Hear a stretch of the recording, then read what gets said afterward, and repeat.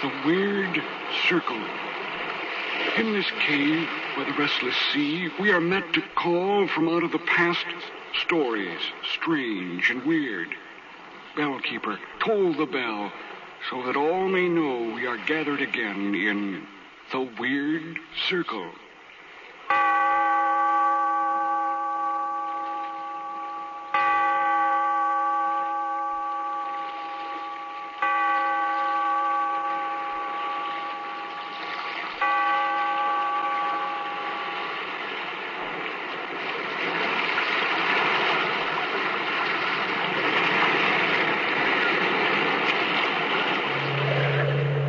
We are met in this cave by the restless sea to reveal the horror in man's mind. Listen to the Weird Circle.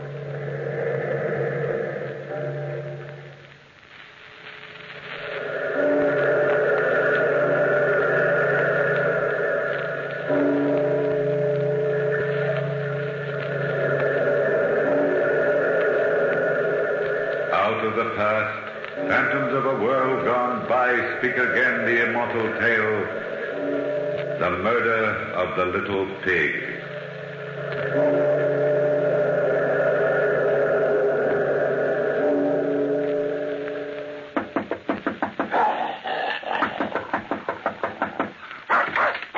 Down, Coquette. Down, I say. Now go to your corner. Welcome in, Monsieur Lahan. This is a surprise. Excuse my dropping in like this, Monsieur Lecoq, but I must see you. Well, yes, of course. It's a pretty tough customer you've got there. Coquette? Oh, she's only bluffing. Please make yourself comfortable. Now, Coquette, stay in your corner. Coquette? Isn't that the dog that was the principal witness in your last case? Yes, and if she only could have talked, I would have not had such a difficult time. But you've come to see me about something, my friend. What is it? Well, you know, Lecoq, I've been plaguing you for years to let me write up some of your interesting criminal cases. You know, are probably the most popular citizen of Paris. Oh, no. Oh, yes, you are.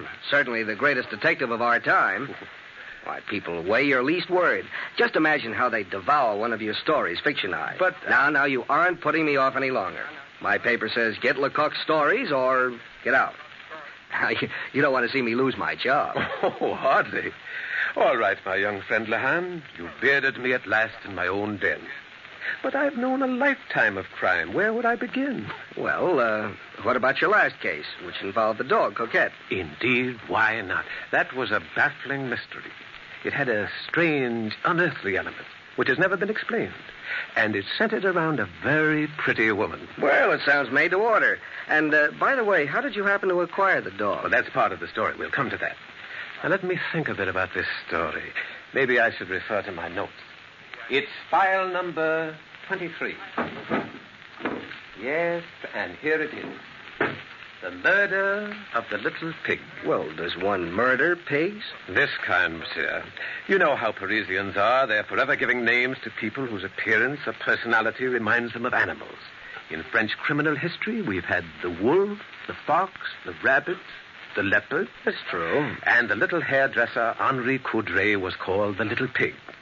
Well, it was past midnight when I received word to hurry to the Rue Batignolles. That murder had been done. When I arrived, the police commissioner took me to the scene of the crime. And there on the bedroom floor, the body lay in the position in which it had fallen. Well, there's little for you to do in this case, Lecoq. Old Henri Coudray, called the Little Pig, has been stabbed to death, and we know who the murderer is. Oh, well, that's pretty fast work, isn't it? Or was the murderer caught in the act? No, the murdered man himself enlightened us. Look. Look there on the floor beside the body. Say, that's a name written in blood on the parquet floor. It's a gruesome sight, isn't it? What is the word? It's M-O-N-I-S. Monish, the first half of the name Monistro, nephew of the murdered man. The little pig died before he could finish the name, but he gave us enough. You see, Jean Monistro is the sole heir to Coudray's large fortune. What a cinch of a case. You think the old man started to write the name of his murderer in his own blood? What else is there to think? Well, I don't know. Have you noticed the expression on the face of the corpse? Death must have been instantaneous because Coudray died calm and smiling. His assailant must have been known to him. Of course Coudray knew his own nephew. Yeah, but only a hope of revenge could have given so much energy to a dying old man. Imagine how desperately he would struggle to write the name. Why, every split second would count. He knew his life was expiring. And have you noticed something else, Commissioner? The name is written on the right side of the body. And written with the forefinger of the right hand. Oh, come now, Lecoq. This is a simple case. Don't try to make something complicated out of you. I'll convince you. I want you to hear the testimony of the caretaker. Well, Jacques. Jacques, come in here a minute. Yes, monsieur. Now, will you tell Monsieur Lecoq what happened last evening? Oh, yes, monsieur. Gladly. It was about 9 o'clock when the little pig's nephew, Jean Ministro, came to see his uncle. Mm-hmm. Did you see Ministro face to face? Well, no, monsieur. You see, my apartment is on the first floor. Yeah. And Jean had already started to walk up the stairs when I looked out my door. Oh, so then you only saw the man's back? Well, yes, monsieur. But he had on a suit I had seen Jean wear time and time again. If I did not see his face, I did see his little black dog, Coquette. Our chief witness, Lecoq, is the little black dog. For it was he who witnessed the murder. Well, tell me, Jacques, exactly what happened. Well, monsieur, nothing really happened. I saw Jean going upstairs and the dog Coquette tagging along behind. Mm-hmm. That was at 9 o'clock. And then at about 9:30... I'm a great one to look at my watch, monsieur. At 9:30... I heard the entrance door open, and I saw Jean Ministro leave the building with the dog. Commissioner, what time do you fix the murder? Between 9:15 and 9:30. Mm-hmm. Well, Jacques, did you see Jean Ministro's face as he left the house? Well, no, monsieur. I only saw his back. But I would swear it was Jean, all right. There's no doubt it was Jean Ministro who killed his uncle to get his inheritance. I've ordered my men to arrest Ministro. Yes. Commissioner, have you observed that the night table is on the left side of the bed? And there's a newspaper dropped to the left of that chair. And an empty wine glass on the left of the desk. Oh, go home and go to bed, Lecoq. I'm not going to let you make a mystery out of this plain, simple case. I know, but I can't reconcile the peaceful, smiling expression on the face of the corpse with that writing on the floor in blood. I feel in my bones that Jean Ministro is innocent. Yeah, come in. Commissioner, we've arrested Jean Ministro. Have any trouble with him? No, monsieur. Ministro has confessed to the crime. Well, I left the scene of the crime with my opinion unchanged. Though, indeed, my face should have been red, what with my innocent Jean confessing. And the first witnesses I examined only strengthened the state's case to establish his guilt. Really? Yes. I talked first to Marie, wife of Jacques, the caretaker. Marie, I believe, was an habitual eavesdropper. In any case, 3 days before the murder, Jean and his wife Clara called on the little pig Coudray. And listening in the hall, Marie overheard the uncle say... So you visit your old uncle in the middle of the week, huh? Never heard of such a thing. Now, don't tell me you're getting so fond of me that you can't wait until your usual Sunday visit. We've come to see you about something special, dear Uncle Henri. Not that we don't want to see you at any time. Well, you don't say. You'd ever expressed yourselves in such affectionate terms before. You must want something. Well, out with it. Out with it. My friends are waiting for me at the cafe for my usual glass of wine and game of cards. I can't keep them waiting all night. Well, you see, Uncle, business is not going very well with me. How can you run a jewelry business, Uncle, without plenty of stock? Jean simply can't design and make decent pieces. Yes, I don't have enough stock on hand, not enough variety in jewels, and not enough general equipment. And now I have a chance to buy a jeweler stock at the Palais Royal for 100,000 francs. 100,000 francs? Yes. That's a very great deal of money, Jean. Took me many years to save that much money. But you wouldn't miss it, Uncle, and it'll put Jean on his feet. On his feet? Or on his head? I'm not really concerned where Jean finds himself, my dear Clara. Oh. After my death, you two may throw away my money as you see fit. But until death closes these eyes, I intend to keep my money and enjoy it. Yes, all of it. No wonder you're called the little pig. Clara, hold your temper. Why should I? At last I'm going to tell him what I really think of him. You were even more beautiful, Madame Clara, when you were angry. But you should watch your words. I just might take it into my head to leave all my lovely money to a foundation for stray cats. I don't care what you do with it. The money will do us no good when we're too old to enjoy it. We need 100,000 francs now. Now! Oh, come, Clara. It's no use. Jean is wise, Clara. I couldn't even part with the 100,000 francs I've worked so hard to earn. Worked so hard to earn. All Paris knows how you earned your fortune. The rich, silly women whose hair you dressed talked too much, didn't they? I told you enough so that you could find out more. And you blackmailed them one after the other. You blackmailed them. Oh, Uncle, don't pay any attention to Clara. You know how impulsive she is. She doesn't know what she's saying. I'm too old to hold grudges. I'll come now. My friends at the cafe are waiting. Good night, children. Good night. Watch the stairs. The hall is dark. Pig. You little pig. Oh, Marie. You nearly tripped me. What are you doing out here in the hall? Oh, merely cleaning up, madame. This time of night. What do you take me for? Well, I'm glad you know now what kind of a man dear Uncle Henri is. Come along, Clara. You've said enough. Marie, when you bring up Uncle's cafe au lait in the morning, put a little arsenic in it for me, will you? Oh, madame, how you talk. Well, I hate the little pig. I'd kill him if I could. Come, Clara, come. You shouldn't say such things. Well, Marie's story made my theory of Jean's innocence seem very weak indeed. Oh, I should think so. Still, I insisted that when Jean left his uncle's house that night, he was not as yet a man driven to murder. Why, Jean wasn't even angry.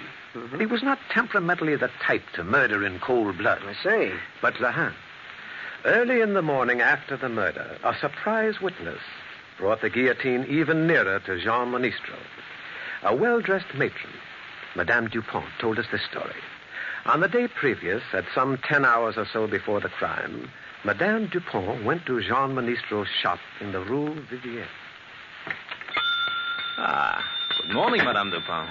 Good morning, Monsieur Ministro.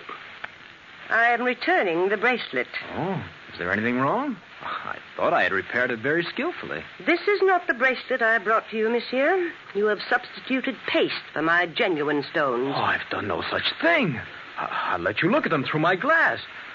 But I see you are right. Well, these are substitutes. Oh, I swear to you, madame, I don't know how it happened. I don't know what to say. Perhaps your wife will know what to say. What do you mean by that, madame? Your wife was in the shop yesterday when I called for the bracelet. I thought she acted very strangely. She avoided looking at me and was eager for me to leave. She is not a good thief, monsieur. But I can't believe that Clara would do such a thing. Well, if you didn't remove the stones, monsieur, who else except your wife had the opportunity? No one. Clara knows the work well enough to make the substitutions herself. Yeah. Oh, I see it all. Poor Clara's been worried half sick. We need money, and my uncle refused to help us. Clara did this thing for me. You love your wife very much, don't you, monsieur? Oh, yes, very much, madame. I swear I'll get the jewels back for you. Please don't go to the police. Why do you think I've come to you, monsieur? I could have gone at once to the police. But I am a sentimental woman, and I have eyes in my head. One doesn't often see a man so much in love with his wife. Oh, then you will promise to wait a little? I'll get the jewels back for you. But what if she's already sold them? What if she spent the money? Can you buy such valuable jewels? Don't worry, madame. I'll get the money. I'll get it somehow.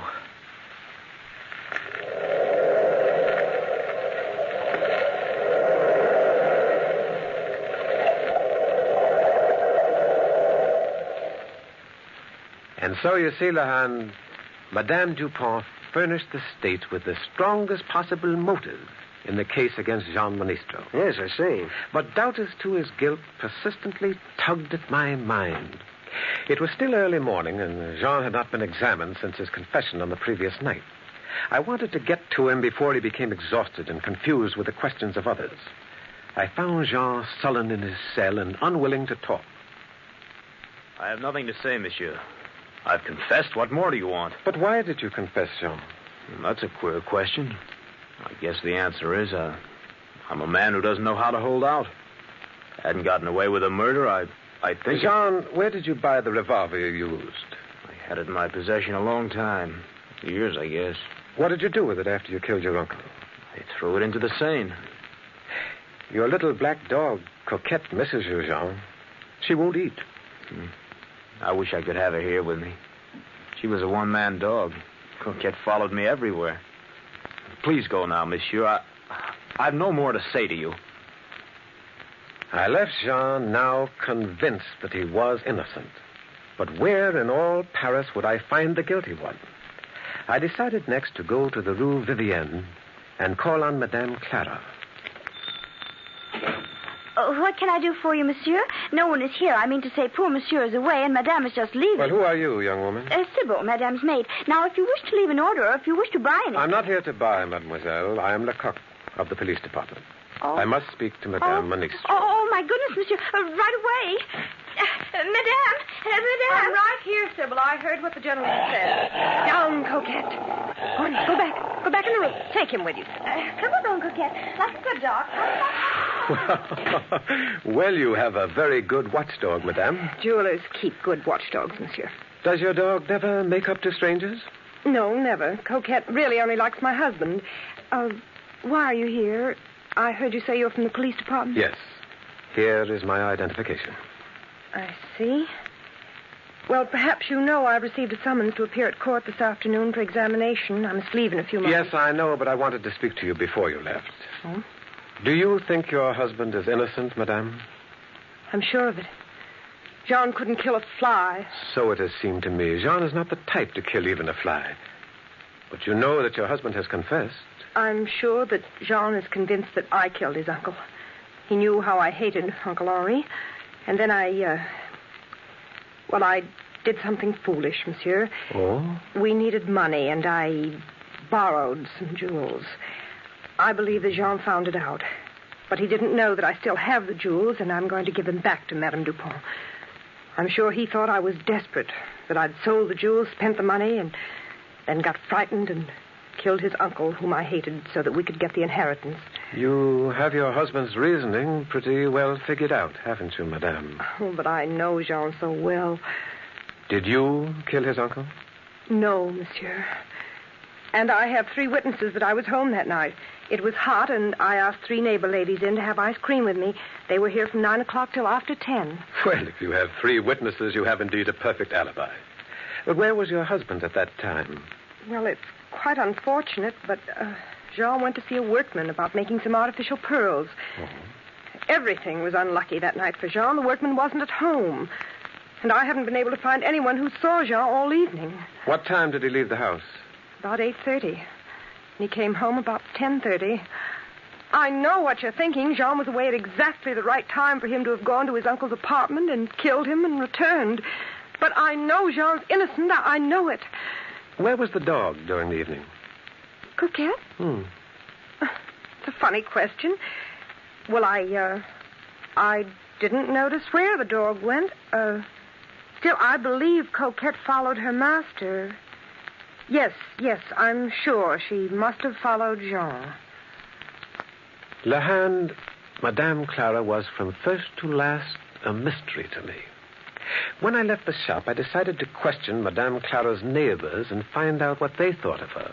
They talked readily. A pretty woman, but extravagant. Madame Clara has admirers, lots of admirers. I don't know anything about her. Madame is discreet. She drove her husband to the crime, that's what I think. Yes, she had lots of admirers, but who can say one thing wrong about her? And while talking to Madame Clara's neighbors, the idea came to me, which I was sure would put me on the trail I was seeking. Well, what was that?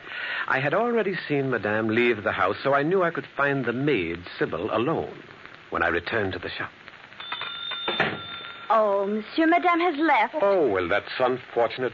Madame gave me the name of a friend of hers, and I've lost the card it was written on. Now, a bright girl like you wouldn't be so careless, would you, Sybil? Oh, monsieur, you have a good memory. You remembered my name. Yes, I couldn't easily forget.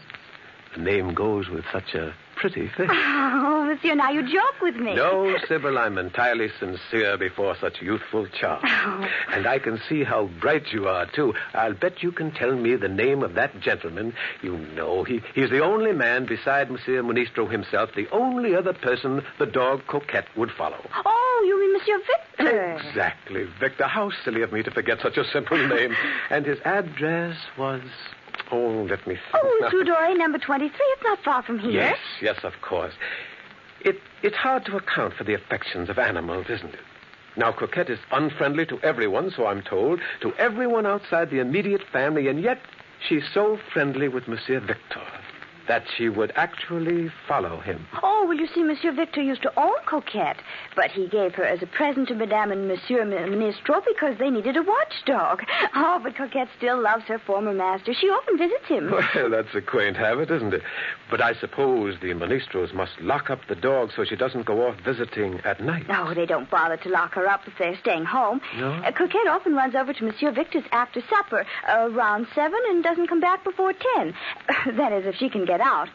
Now, this week, Coquette's been a regular gadabout. She's been over to Monsieur Victor's every single night. I knew before I was out of the Rue Vivienne the course of action I would take. It was bold, but it would save weeks of investigation. As you know, Lahand, it's in my character to take risks, and when I'm near the solution of a case, I'm inclined to be dramatic. Yes, I know. And especially in a case like this, where the evidence is purely circumstantial. Well, it took 3 days to study the house and the habits of Monsieur Victor, and to make other careful preparations. But it was an uncanny and strange circumstance that finally turned the case. On the 4th night, according to plan, Monsieur Victor was kept out very late. When he reached his apartment, he went to bed promptly and then to sleep very quickly, for he had been drinking a great deal of wine.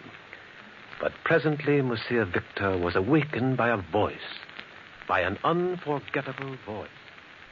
Monsieur Victor, wake up. Wake up, Monsieur Victor. Who are you? You know who I am well enough. I am André Coudray, the old man you murdered. Go away. Go away, little pig. Leave me in peace. Why do you come every night like this? Why do you stand there and look at me like that with that ghastly smile and the cut in your throat? Don't go away. Go away. No, monsieur. It's no good hiding your head.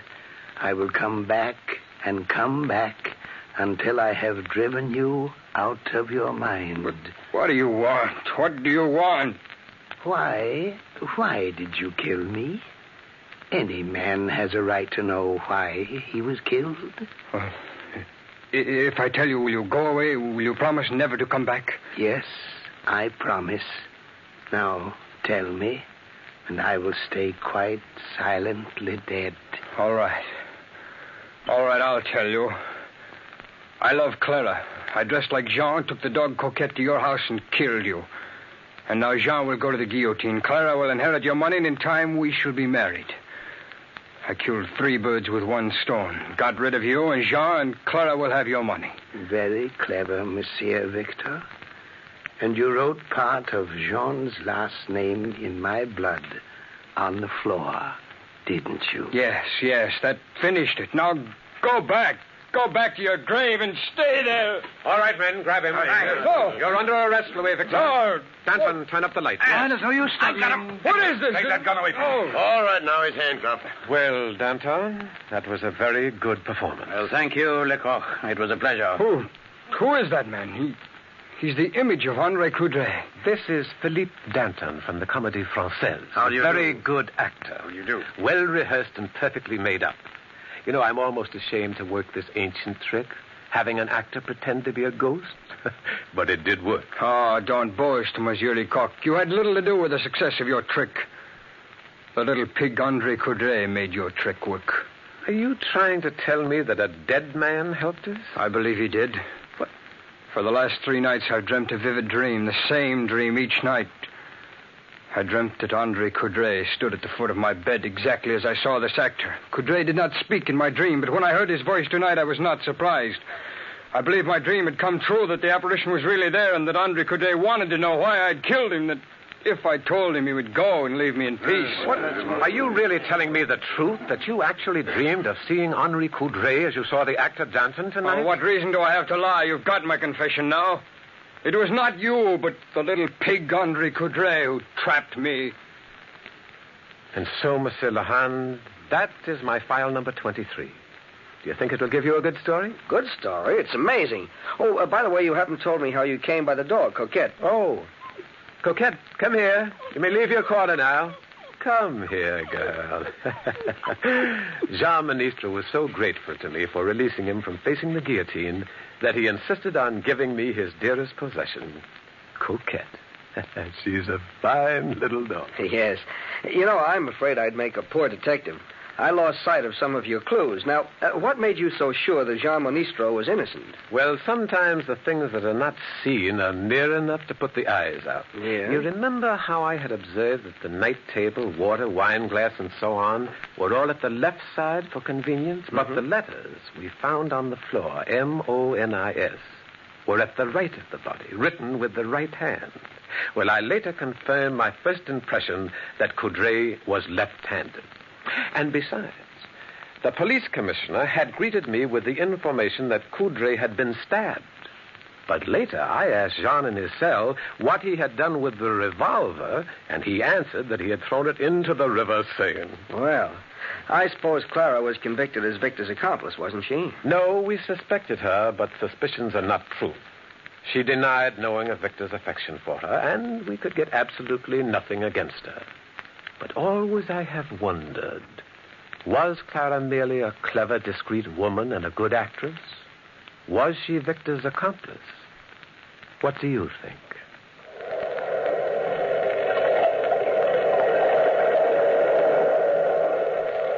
From the time-worn pages of the past, we have brought you the story, The Murder of the Little Pig. Bellkeeper, toll the bell.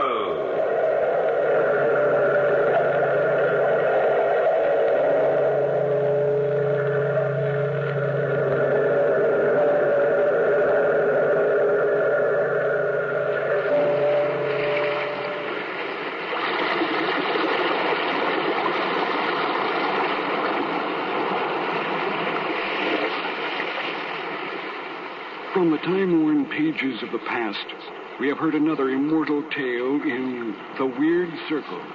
Bellkeeper, toll the bell. Be here in this lonely cave by the restless sea once again next time.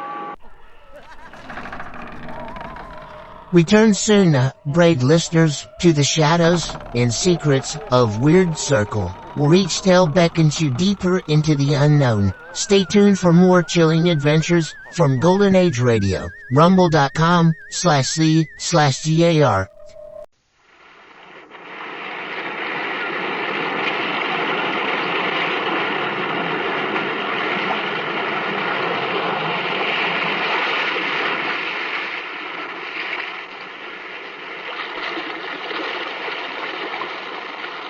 The Weird Circle.